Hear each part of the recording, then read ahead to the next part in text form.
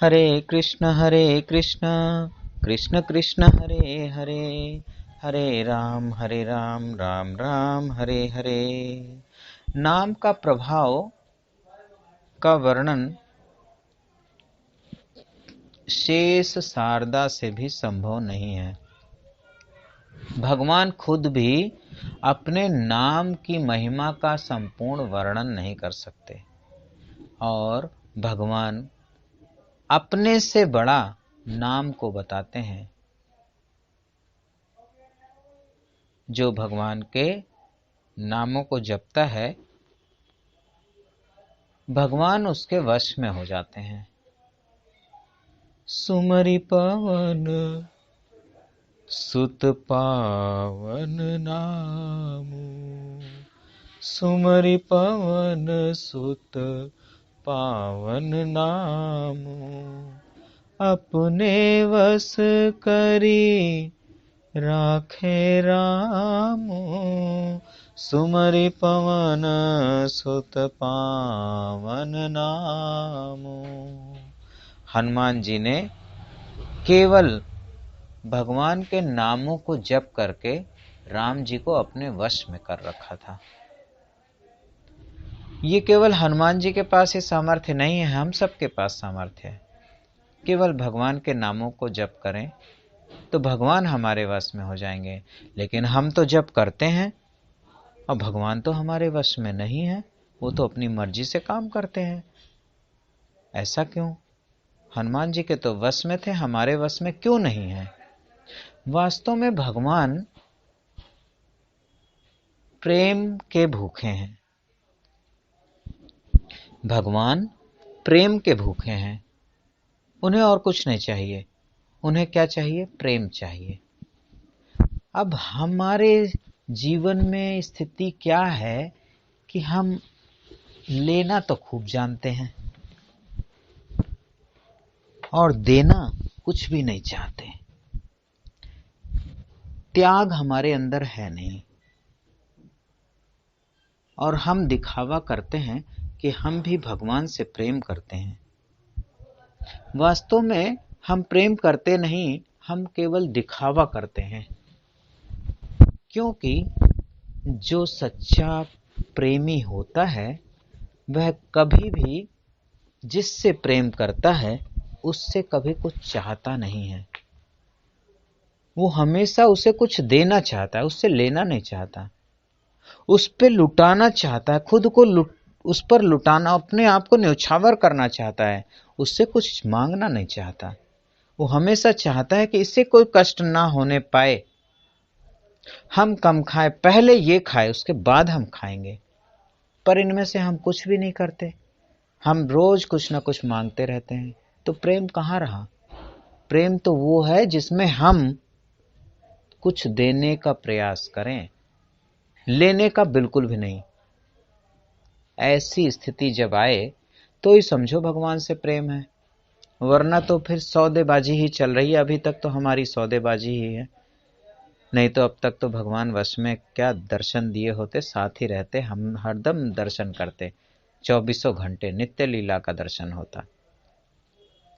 ये जो कौपीन में कंदराओं में बैठे साधु संत महापुरुष दुनिया को छोड़ करके भगवान में लगे हैं, उन्हीं के वश में भगवान हैं। क्योंकि वो केवल भगवान की प्रसन्नता के लिए भजन कर रहे हैं। हम करते हैं, हमें भी सुखी रखना भगवान, हमारे परिवार को भी सुखी रखना भगवान, हमारा भविष्य भी उज्जवल करना भगवान, पाना ही पाना चाहते हैं। इसलिए प्रेम है ही नहीं, और जब प्रेम नहीं है तो फिर भगवान कहाँ वश में होने वाले हैं? तो भगवान के नाम का प्रताप बहुत अधिक है।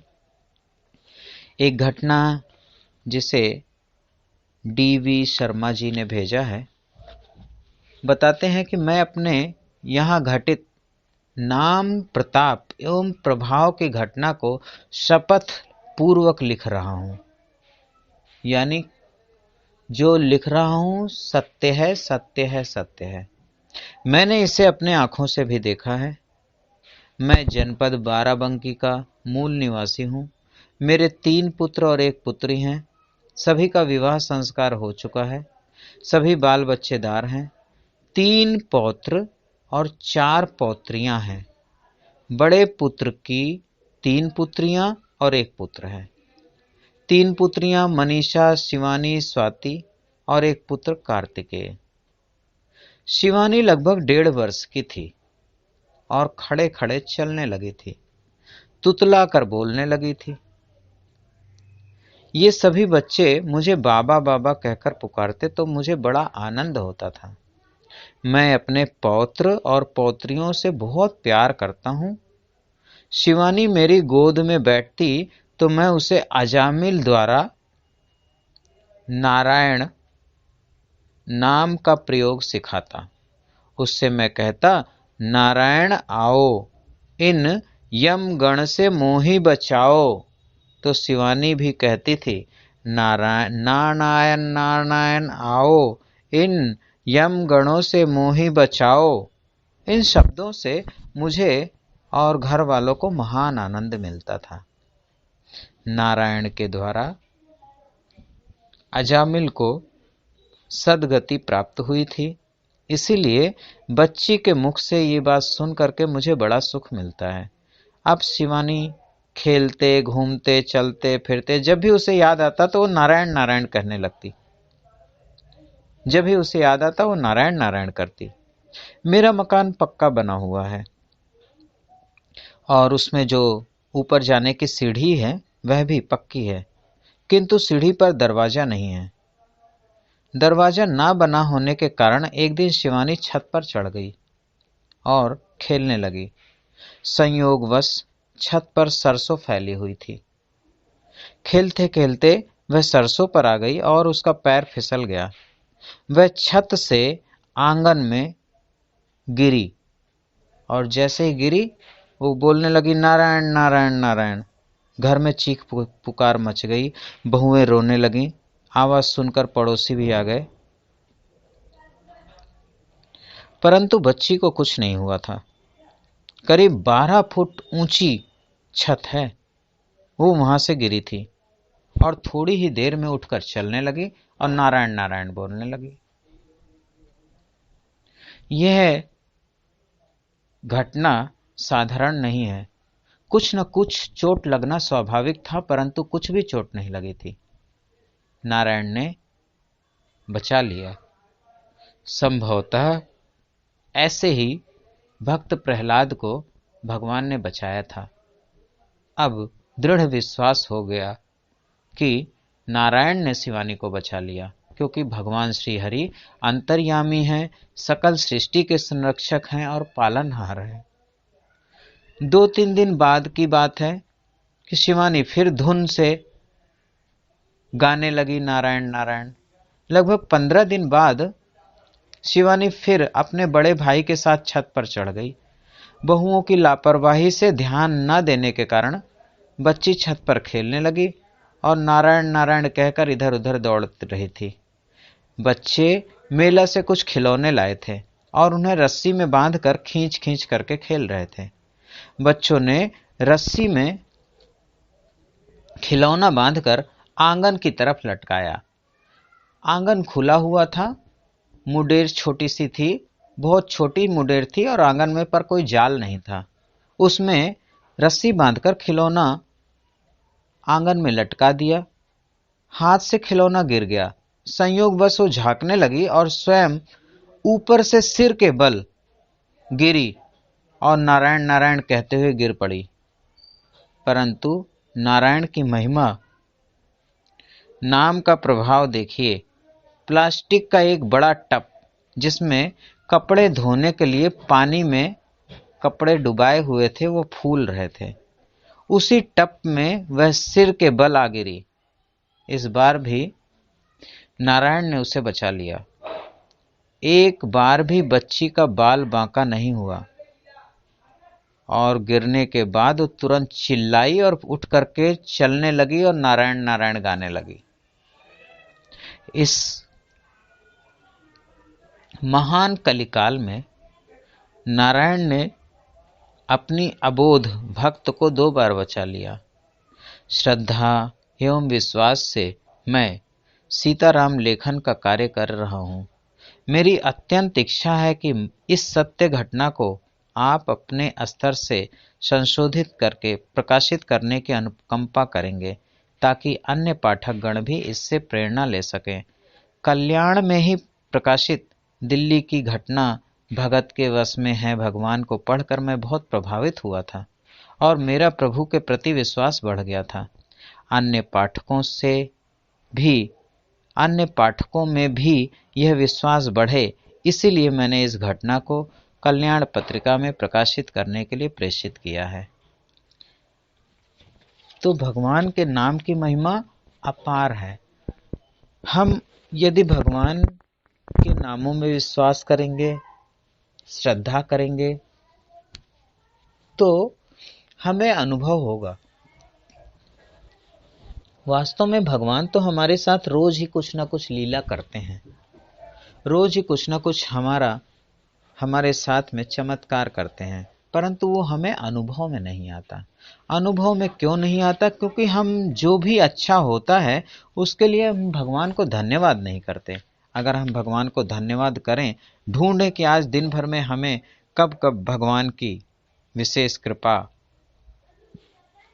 प्राप्त हुई, तो छोटी छोटी घटनाओं को भी भगवान की कृपा माने और उसके लिए हम भगवान को धन्यवाद करें, भगवान को का ऋणी अपने आप को समझें, तो भगवान का अनुभव अधिक होने लगता है। पद्म पुराण में एक कथा है।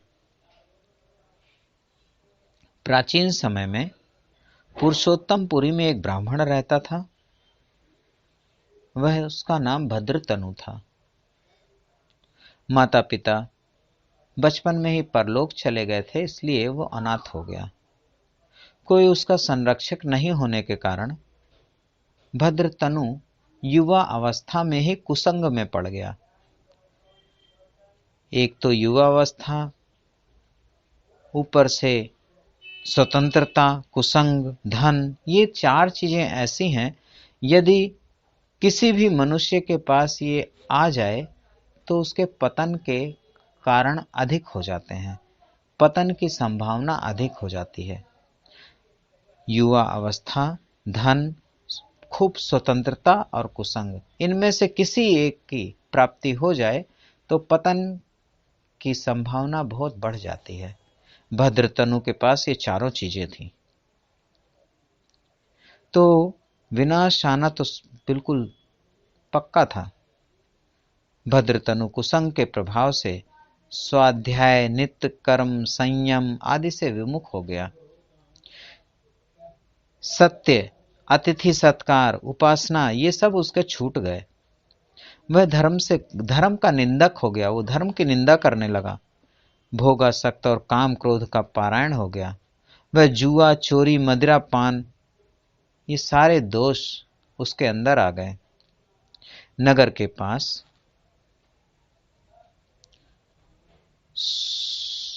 सुमध्या नामक एक सुंदरी वेश्या रहती थी।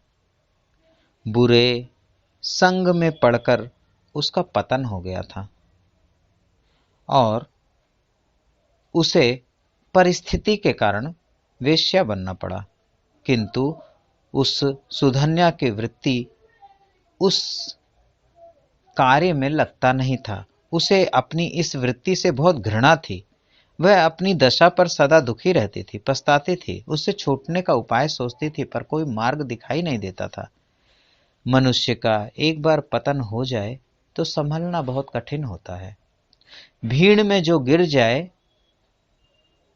वह कुचला ही जाता है, उसका उठना असंभव सा रहता है। वो बड़ी आसानी से उठ नहीं सकता, क्योंकि भीड़ उसे कुचलती हुई जाती रहती है और उसे मौका नहीं मिल पाता ऊपर उठने का। ऐसे ही एक बार पतन हो जाए तो फिर उठने का संभावना बहुत कम हो जाती है। फिर भी सुधन्या ने साहस नहीं छोड़ा। उसके हृदय में धर्म का भय था, परलोक पर उसका विश्वास था, ईश्वर में आस्था थी। उसने अपने उद्धार के लिए भगवान से प्रार्थना की। भद्रतनु सुधन्या से बड़ा प्रेम करता था। भद्रतनु बड़ा कामुक था, वो सुधन्या के सौंदर्य पे बड़ा लट्टू था। पर सुधन्या सोचती थी कि इसे कुछ समझाएं। उसने भद्रतनु को अनेक बार समझाना चाहा कि भाई ये जुआ, शराब आदि भयंकर खराब परिणाम देने वाले हैं, इससे मुक्त होने का प्रयास करो। परंतु वो ऐसा कह नहीं पाती थी। वो सोचती थी एक तो ब्राह्मण युवक और इसका इतना पतन, ये सोच करके वो बड़ी दुखी होती थी। वो ये भी सोचती थी कि अगर ये सब कुछ छोड़ देगा, अगर भद्रतनु सुधर जाएगा तो यहां नहीं तो कहीं और जाएगा। फिर सुधन्या के पेट का भी सवाल था। इसलिए ये सब सोच करके वो भद्रतनु को डांट डपट करके, गुस्सा दिखा करके कुमार्ग में जाने से रोक नहीं पाती थी। एक दिन भद्रतनु के पिता का श्राद्ध था। श्राद्ध होने के कारण वह लोक निंदा की भय से, कि समाज में सब कहेंगे देखना इतना धन है, इसके बावजूद भी अपने पिता का श्राद्ध नहीं करता है, लोक निंदा के भय से श्राद्ध कर्म करने लगा। और उसके चित्त में सुधन्या की याद आ रही थी।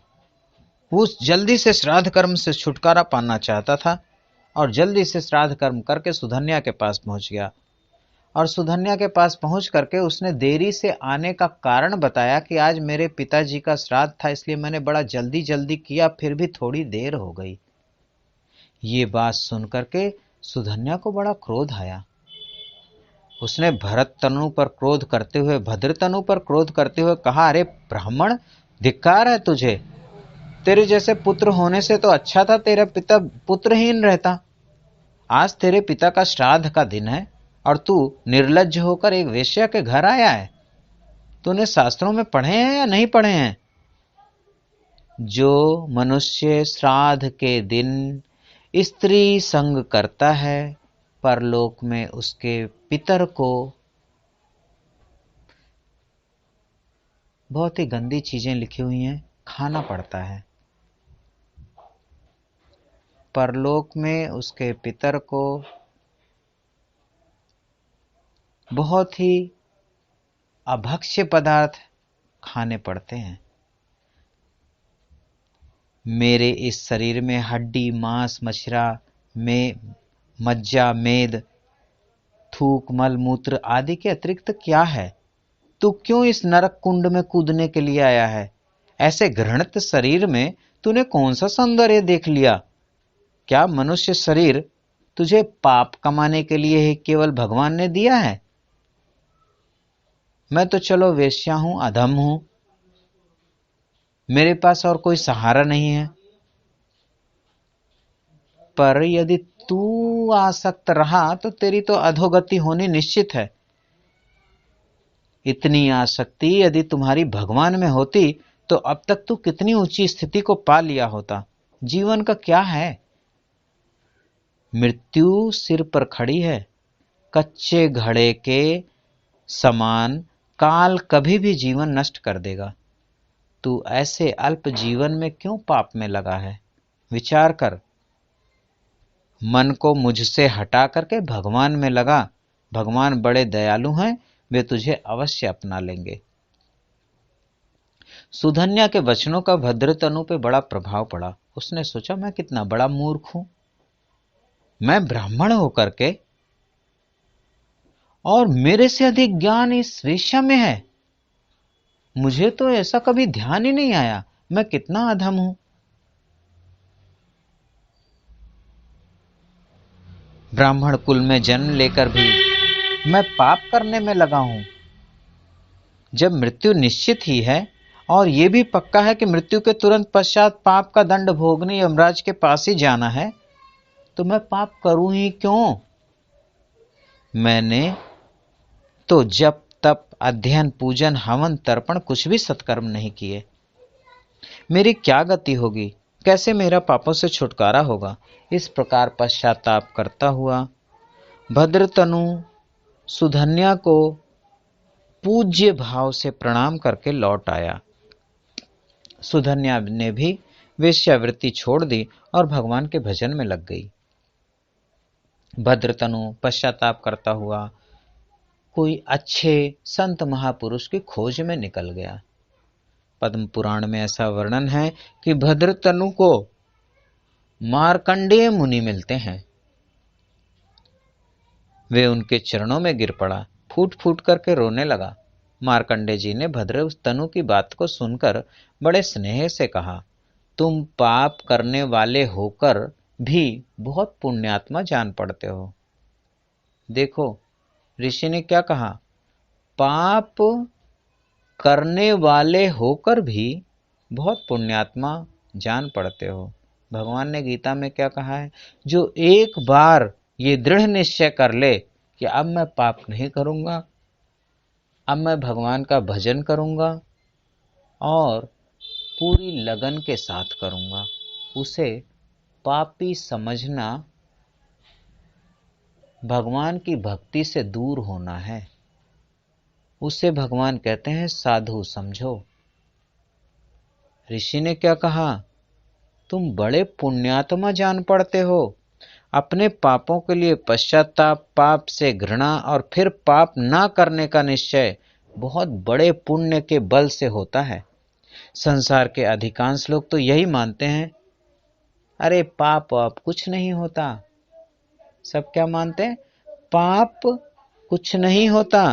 वे बड़े उत्साह से, बड़ी खुशी से पाप करते रहते हैं। तुम्हारी बुद्धि पाप से अलग हुई है, यह तुम पर भगवान की असीम कृपा है। जो पहले पापी रहा हो, पाप वृत्ति को छोड़कर भगवान के भजन करने का निश्चय कर ले तो वह भगवान का प्रिय पात्र हो जाता है। ऐसा भगवान ने गीता में वर्णन किया है। भगवान ही उसे पापों से दूर होने के लिए सद्बुद्धि देते हैं। तुमने अनेक जन्मों में भगवान की पूजा की होगी, इसलिए आज तुम्हारी बुद्धि ऐसी बदली है। परंतु मैं इस समय एक विशेष अनुष्ठान में लगा हूं, इसलिए मैं तुम्हें अभी उपदेश नहीं कर सकता। पर तुम दांत मुनि के पास जाओ, वे सर्वज्ञ महात्मा है, तुम्हें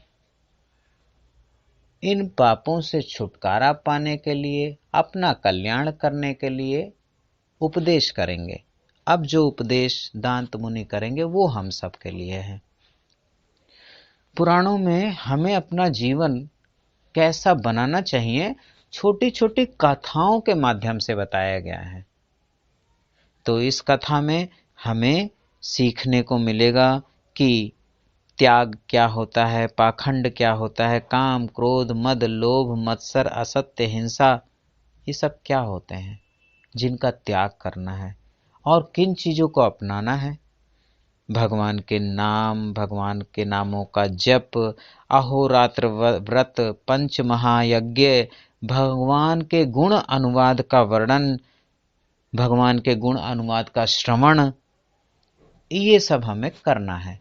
और हमारे जीवन में क्या है, जो भगवान कह रहे हैं कि नहीं करना है वो हम करते हैं, और जो भगवान कहते हैं कि करो वो हम नहीं करते हैं।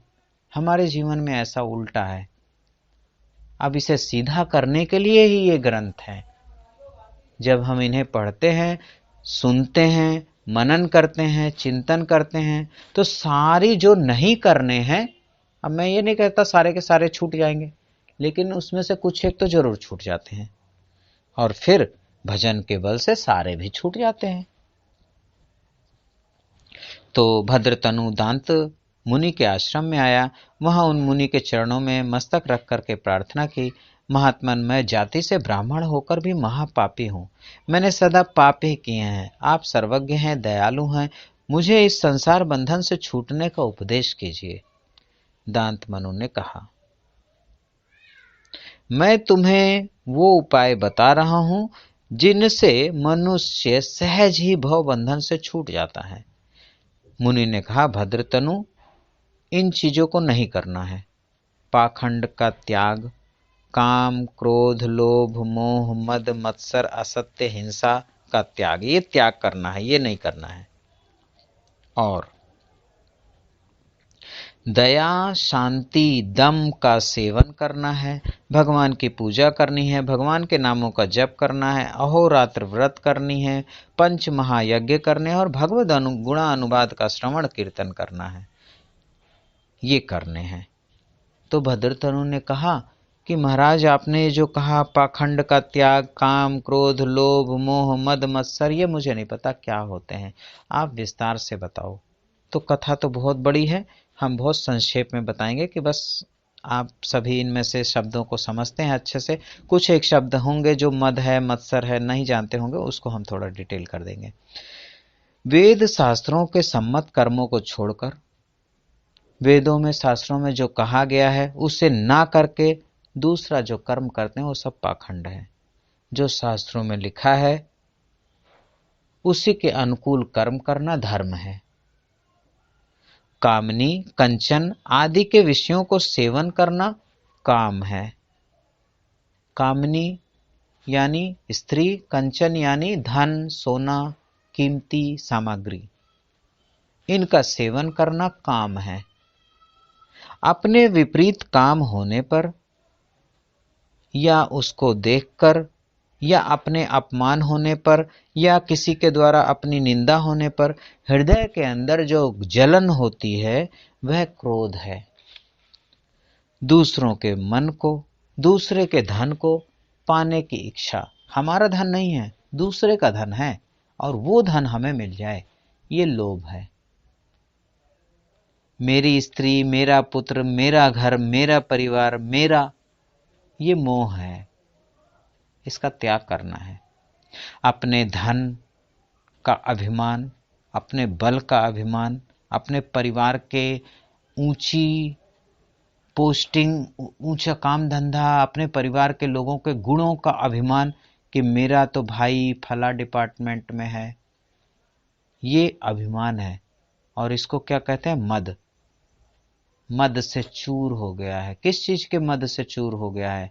अपने धन के, बल के, परिवार के। सबको सुख पहुंचाने वाले यथार्थ वचन को सत्य कहते हैं। सत्य किसे कहते हैं? अगर हमारे शब्दों से, हमारे वाक्यों से किसी को दुख पहुंचता हो तो वो सत्य नहीं है। शांत रहो उस जगह पे। कोई कोई कहता है हम चाहे कड़वी होए पर हम सत्य बोलते हैं। कड़वी क्यों बोलो? उसे नहीं बोलोगे तो कौन सा जो है फर्क पड़ जाएगा? ऐसा तो है नहीं उसे नहीं बोलोगे तो पाप लग जाएगा। पाप तो लगेगा नहीं। और बोलने पे क्या कह रहे हैं भगवान? शास्त्र के विरुद्ध हो जाएगा। दूसरों को सुख पहुंचाने वाले यथार्थ वचन सत्य कहलाते हैं और जो इससे उल्टी वाणी है वो सब कुछ असत्य है। दूसरों को हानि पहुंचाने का विचार आ जाए और दूसरों को हानि पहुंचाने की हम कोशिश करें, यह हिंसा है। इन सब का त्याग करना चाहिए। दूसरे के कष्ट को दूर करने की इच्छा दया है। जो कुछ प्राप्त है उस थोड़े में ही तृप्त हो जाना शांति है। बुरे कार्यों से चित्त को हटा करना, बुरे कामों में मन को हटाना, चित्त को हटाना दम है। सुख दुख, शत्रु मित्र सब में एक सा भाव रखना समदृष्टि है। भगवान पर विश्वास करके उन्हें गंध, पुष्प, धूप, दीप श्रद्धा के साथ भगवान के श्री विग्रह की पूजा करना आराधना है। अब अहोरात्र व्रत क्या है? दोपहर में और मध्य रात्रि में भोजन ना करना, ये अहोरात्र व्रत है। आजकल क्या हिसाब किताब हो गया? 2 बजे 12 बजे लोग भोजन करते हैं। प्राचीन समय में अभी भी गांवों में 11 बजे से पूर्व तक भोजन आदि बन करके सभी लोग पा चुके होते हैं। शहरों में 1 बजे 2 बजे दोपहरी में भोजन करते हैं। और एक और नई बीमारी चली हुई है, आधी रात को क्लब में से वापस आते हैं फिर भोजन करते हैं। दोपहर में और मध्य रात्रि में भोजन नहीं करना चाहिए। जो ऐसा करता है, भोजन दोपहर में, मध्य रात्रि में जो नहीं करता है, वह अहोरात्र व्रत का पालन कर रहा है। भगवान के साथ आत्मा का एकत्व करना विष्णु स्मरण है। ब्रह्म यज्ञ, नर यज्ञ, देव यज्ञ, पितृ यज्ञ, भूत यज्ञ 5 प्रकार के महायज्ञ हैं। भगवान के नामों का जप ये सर्वोत्तम कर्म है। दांत मुनि ने भद्रतनु को ये साधन बताए। भद्रतनु एकांत में जाकर मन लगाकर श्रद्धा पूर्वक उसका आचरण करता हुआ भजन करने लगा। भगवान ने ही कहा है, जो महापापी भी मेरा अनन्य भाव से भजन करता है, वह सब पापों से छूटकर साधु हो जाता है। भगवान की अनन्य भक्ति से भद्रतनु का हृदय शुद्ध हो गया और उस पर कृपा करने के लिए भगवान उसके सम्मुख प्रकट हो गए। भद्रतनु भगवान का दर्शन पाकर के बड़ा आनंदित हुआ और भगवान की गदगद स्वर के साथ स्तुति करने लगा। स्तुति तो भद्रतनु की बहुत लंबी है, परंतु मैं एक लाइन ही पढ़ देता हूं, बाकी सारी लाइनों की हिंदी बता दूंगा, संक्षिप्त हिंदी बताऊंगा। पुण्यात्मनां यथा पुण्ये निज पुत्रे यथा पितुः यथा पतो सतीनां च तथा त्वयि मनोस्तु मे। इस प्रकार से भगवान की स्तुति करते हैं भद्रतनु। भगवान से स्तुति करते समय भद्रतनु ने कहा, भगवान, जिनका भजन करने से लोग समस्त विपत्तियों से छूट जाते हैं और परम पद को प्राप्त कर लेते हैं, उन आप में मेरा मन लगा रहे। जो धन, स्तुति, दान, तपस्या के बिना केवल भक्ति से ही संतुष्ट हो जाते हैं, उन आप में मेरा मन लगा रहे। जो कृपा पूर्वक गौ, ब्राह्मण और साधुओं का नित्य हित करते हैं, जो दीन, अनाथ, वृद्ध, रोगियों का दुख दूर करते हैं, जो देवता, नाग, मनुष्य, राक्षस, कीट, पतंग में भी समान भाव से विराजमान है, जो पंडित, मूर्ख, धनी, दरिद्र सब में समदृष्टि रखते हैं, जिनके तनिक लीला पूर्वक रोष दिखलाने पर पर्वत भी तृण के समान हो जाता है, जिनके तुष्ट होने पर, प्रसन्न होने पर तृण भी पर्वताकार हो जाता है, उन आप में मेरा मन लगा रहे।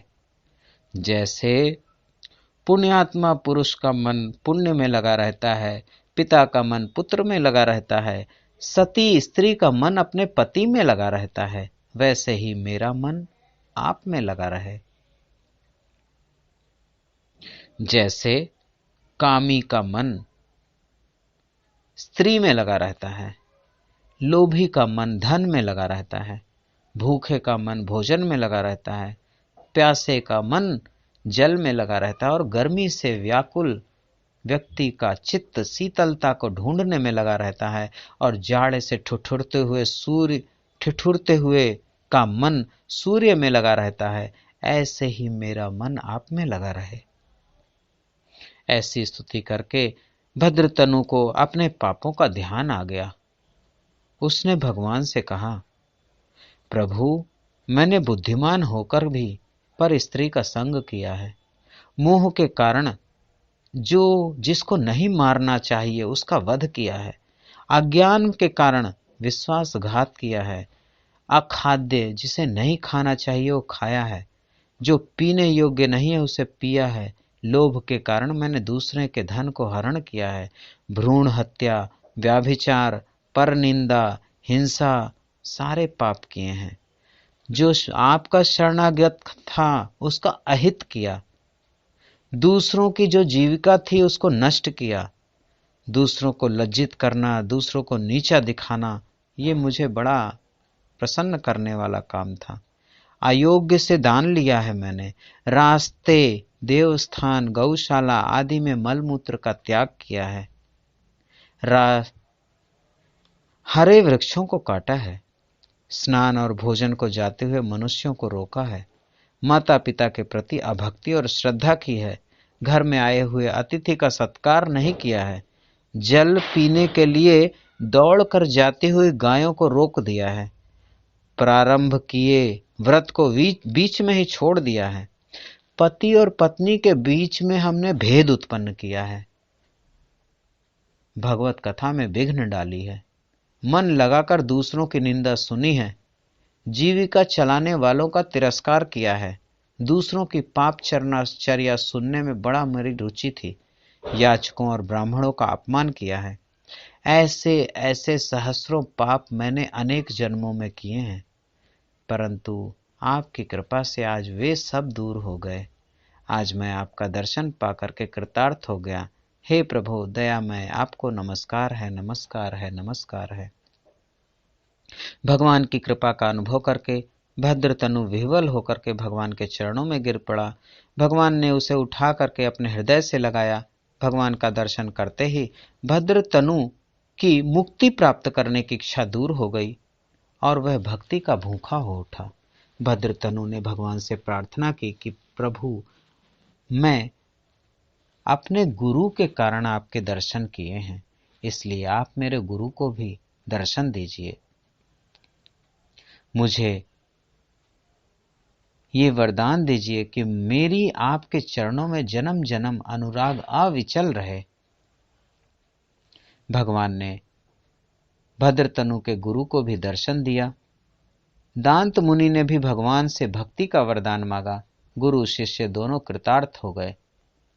भगवान ने गुरु और शिष्य को कृतार्थ करके अंतर्ध्यान हो गए। भक्ति में जीवन बिताकर अंत में गुरु दांत मुनि और शिष्य भद्रतनु दोनों ही भगवान के परम धाम को प्राप्त किए। बोलिए भक्त और भगवान की जय। जय जय श्री राधे। आज श्रीमद् भगवद गीता जी के पठन पाठन में पढ़ना है 16वें अध्याय को, और इस अध्याय में श्लोकों की संख्या है 24। ये कल हुआ तो नहीं था? ठीक ठीक है। तो आज 16वें अध्याय का पाठ करना है। इसमें 24 श्लोक हैं। सभी 5-5 श्लोक पढ़ देंगे। वसुदेव सुतं देवं कंसचाणूरमर्दनं देवकी परमानंदं कृष्णं वंदे जगद्गुरुम्। ओम श्री परमात्मने नमः। अथ षोडशोऽध्यायः। श्री भगवान उवाच। पढ़िए प्रभु जी।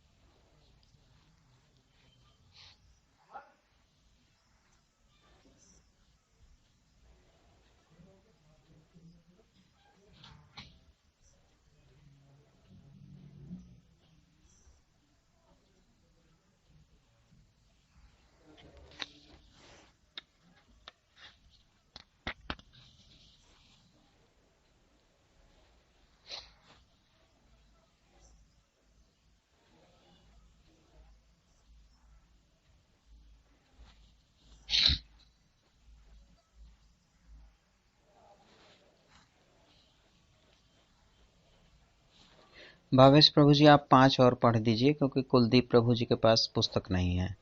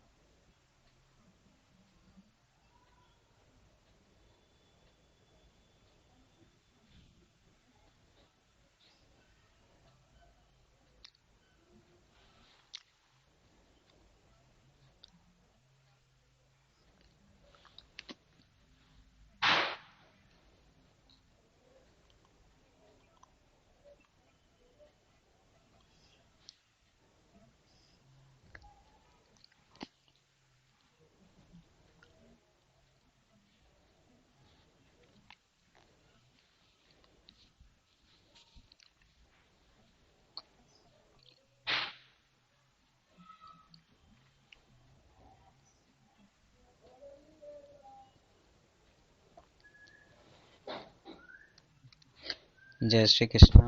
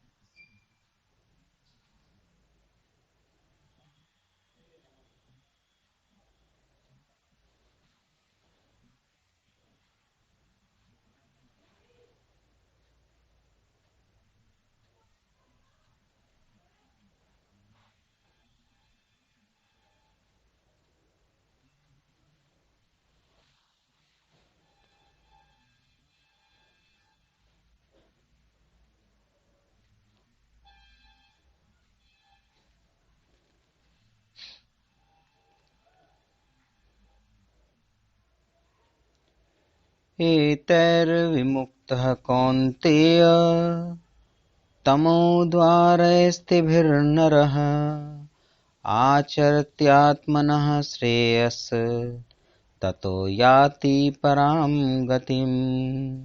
यः शास्त्रविधिमुत्सृज्य वर्तते कामकारतः न स सिद्धिमवाप्नोति न सुखं न परां गतिम्। तस्माच्छास्त्रं प्रमाणं ते कार्याकार्यव्यवस्थितौ ज्ञात्वा शास्त्रविधानोक्तं कर्म कर्तुमिहार्हसि। तस्माच्छास्त्रं प्रमाणं ते कार्याकार्यव्यवस्थितौ ज्ञात्वा शास्त्रविधानोक्तं कर्म कर्तुमिहार्हसि।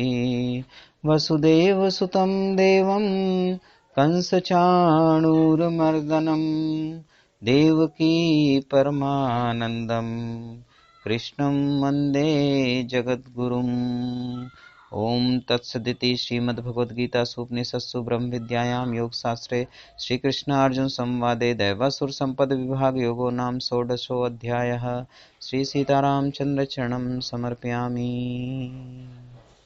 एक जिज्ञासा आई हुई है कि शादी ब्याह में या कहीं यज्ञ अनुष्ठान में या ब्राह्मण आदि को जो हम देते हैं तो सीधा 10 रुपए या 100 रुपए ऐसे क्यों नहीं देते, उसे 11 रुपए 21 रुपए या फिर 101 रुपए ऐसे करके क्यों देते हैं? 1000 रुपए ना दे करके 1011 या 1001 ऐसा कर देते हैं, क्यों करते हैं?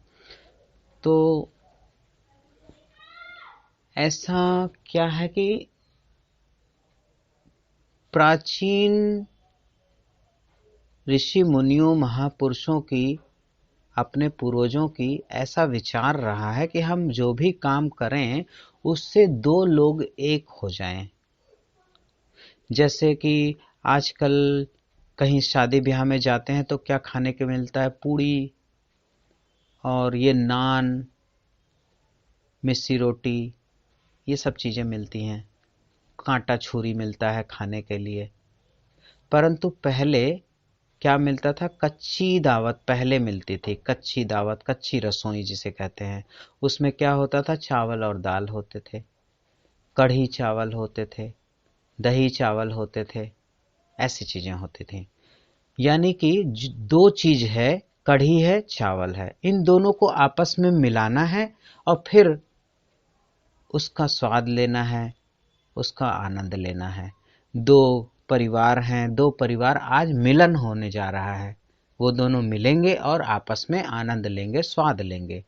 तो ऐसा भोजन ज्यादा होता था पहले। इसका ही खिलाना पिलाना होता था। बाद में पूड़ी उड़ी खाई जा सकती है। पूड़ी भी इस तरह की बनती थी, उसे पोर रोटी बन कहते हैं, पोर, जिसमें 2 टुक बहुत छोटा होता है और दो टुकड़े हो जाते हैं, तोड़ना ही नहीं पड़ता, अपने आप वो दो टुकड़े में रहता है। इस तरह की बनती थी। तो सब विधान होता था। ऐसे रुपए देने के लिए भी है कि अकेला ही नहीं देना है, हम दोनों साथ हैं, इसलिए दो कर देते हैं उसे, और शुभ भी हो जाता है कि भाई एक नोट दे दिया। अब अकेले अकेले क्या परिवार बढ़ेगा, एक दे दिया सिर्फ तो परिवार थोड़ी बढ़ेगा, कम से कम दो तो होने चाहिए, तब तो परिवार बढ़ेगा, तभी तो घर में सुख शांति होएगी, एक दूसरे की मदद करेंगे। तो इसलिए दो कर देते हैं। दो शुभता मानी जाती है और अकेले शुभता नहीं मानी जाती, तो इसलिए एक अकेला देने के बजाय डबल कर देते हैं। अब वो डबल करने के लिए हम कुछ भी बढ़ा सकते हैं, दो नोट हो जाए, दो सिक्के हो जाए, जो भी हो, जैसा भी हो, कोई ज़रूरी नहीं कि 21 होना चाहिए। वो उसे जो है 1 रुपए का सिक्का लगा देते हैं, दो हो जाते हैं, फिर उन्हें दिया जाता है, तो ये शुभ होता है। और कोई विशेष बात नहीं है कि कहीं ऐसा लिखा है कि इतनी ही देनी चाहिए, लेकिन हम हमारे विचार भाव इस तरह के रहते हैं कि शुभ है, और अब हम दो हो गए हैं, दोनों एक जगह पहुंच रहे हैं, यानी हम भी अपने आप को उनके को समर्पित कर दिए हैं।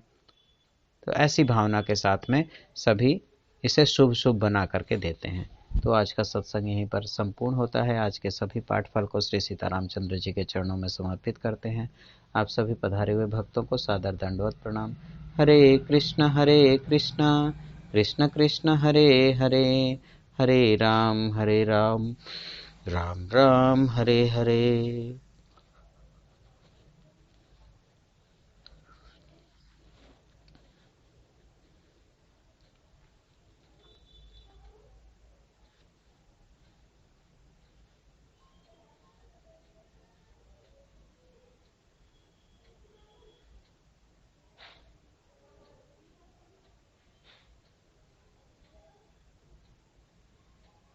महामंत्र बोल करके प्रस्थान कर सकते हैं।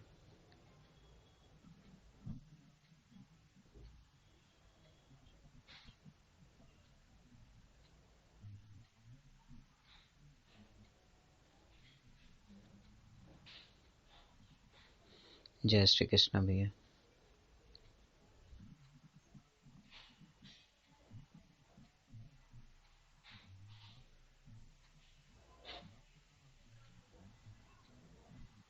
जय श्री सीताराम। जी बताइए।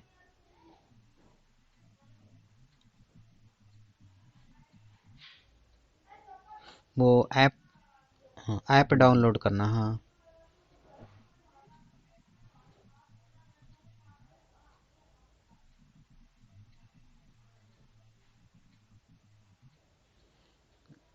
वो श्लोक आप ढूंढ रहे हैं, कहाँ पर है?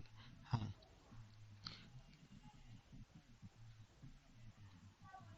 अच्छा अच्छा। तो आज हम सभी ने, आपने गीता जी मूल पाठ, एक पुस्तक का नाम होगा गीता जी मूल, है ना, श्रीमद् भगवत गीता मूल। तो उसे आप ओपन कीजिएगा, और कल हमें पढ़ना है 17वें अध्याय को, सप्तदशो अध्याय।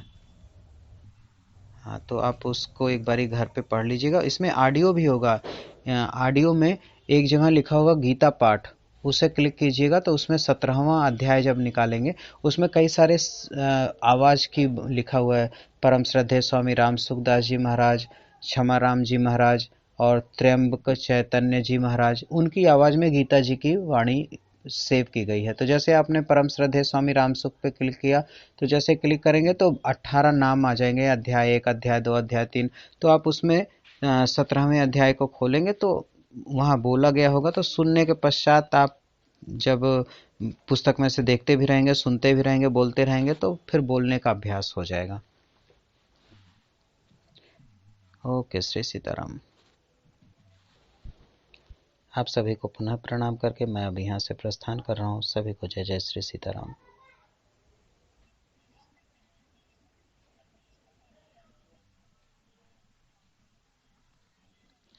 राधे राधे।